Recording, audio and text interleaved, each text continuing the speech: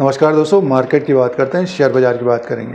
Central bank of India की बात करते हैं। पीएसयू बैंक है, स्टॉक प्राइस 46 रुपये में है 20 अक्टूबर 2023 को। बात करेंगे इसके फाइनेंशियल नतीजों की। 20 अक्टूबर 2023 को दूसरी तिमाही Q2 FY24 के नतीजे आने वाले थे दोस्तों। तो नतीजों की बात करते हैं, फाइनेंशियल रिजल्ट की बात करते हैं, क्या परफॉर्मेंस रही है, रेवेन्यू क्या रहा है, इंटरेस्ट अर्न क्या रहा है, प्रॉफिट क्या रहा है, और इम्पॉर्टेंट पॉइंट एनपीएस में कितना इंप्रूवमेंट हो रहा है दोस्तों। आपके पास शेयर है तो पिछले एक साल का रिटर्न 134% का है। ज़बरदस्त रैली रही है सेंट्रल बैंक में। नंबर्स को चेक कर लेते हैं जो इम्पोर्टेंट होते हैं, आगे फिर शेयर प्राइस कैसा रहेगा उसी के अनुसार आगे बात करते हैं। फाइनेंशियल रिजल्ट की बात करेंगे। सेंट्रल बैंक ऑफ इंडिया के ये नंबर्स हैं, स्टैंड लोन फाइनेंशियल रिजल्ट है ये। 30/9/2023 के क्वार्टर में इंटरेस्ट अर्न की बात करते हैं 7,350 करोड़ का हुआ है। अदर इनकम को प्लस करके देखते हैं, देखिए जो टोटल इनकम आया है 8,411 करोड़ का है। इससे पहले 8,183 करोड़ का था। एक साल पहले 30/9/2022 के क्वार्टर में 7,064 करोड़ का था दोस्तों। तो अब की बार भी सेंट्रल बैंक का जो टोटल इनकम है वो बढ़कर हुआ है, क्वार्टर के हिसाब से भी, सालाना भी।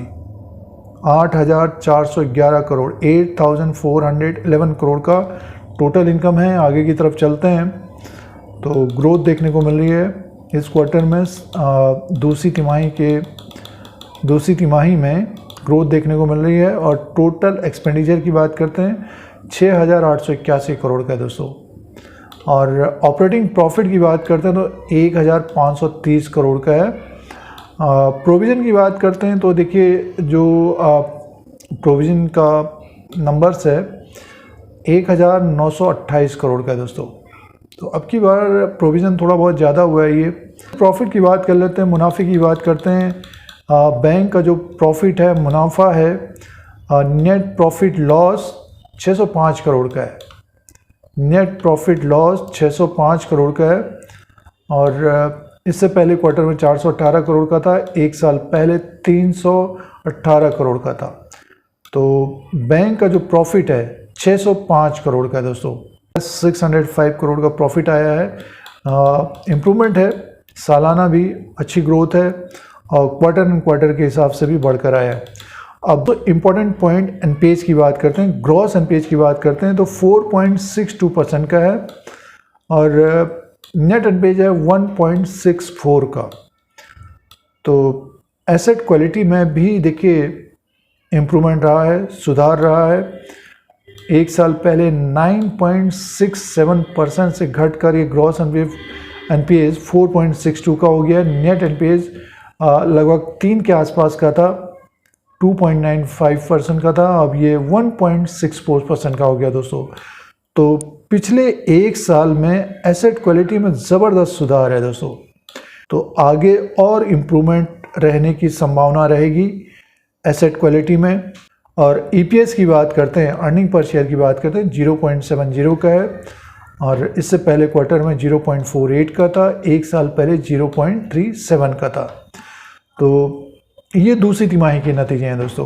तो हमारे अनुसार देखिए ग्रोथ देखने को मिल रही है, रेवेन्यू भी बढ़ के रहा है, टोटल इनकम भी बढ़ा है, 8,411 करोड़ का है। और बैंक का जो प्रॉफिट है 605 करोड़ का प्रॉफिट है। इम्पोर्टेंट ये है कि ग्रॉस एनपीएस, नेट एनपीएस भी कम हो रहे हैं दोस्तों।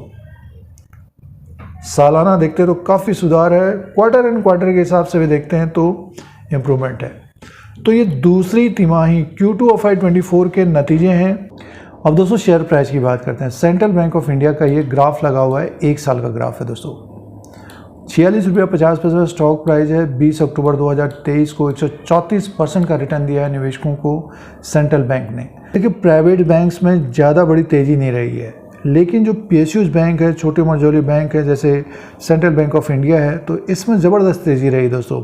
उसका कारण ये है कि इसका ग्रॉस एनपीएस, नेट एनपीएस कम हो रहा है, रेवेन्यू बढ़ रहा है, प्रॉफिट बढ़ रहा है। इसलिए 46.50 तक स्टॉक पहुंचा है, 134% का रिटर्न दिया है निवेशकों को। आगे की बात करते हैं, रिजल्ट हम लोगों ने देखे तो फंडामेंटल्स देखिए इंप्रूवमेंट हो रहा है, ग्रोथ देखने को मिल रही है।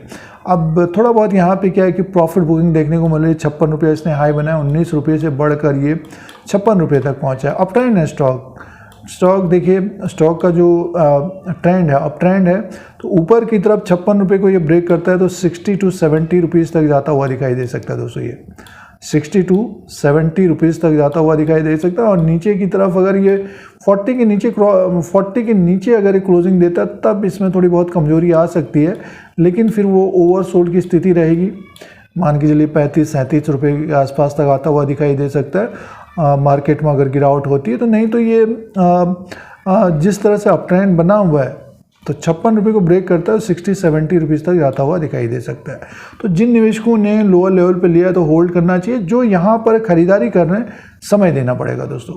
तो ये लेटेस्ट अपडेट है और स्टॉक का अप ट्रेंड बना हुआ है, नतीजे भी अच्छे आ रहे हैं जैसे हम लोगों ने देखे नंबर्स। तो central bank of India PSU bank है। और इस तरह के अपडेट के लिए YouTube चैनल को सब्सक्राइब करें, लाइक करें, शेयर करें, कमेंट करें। धन्यवाद।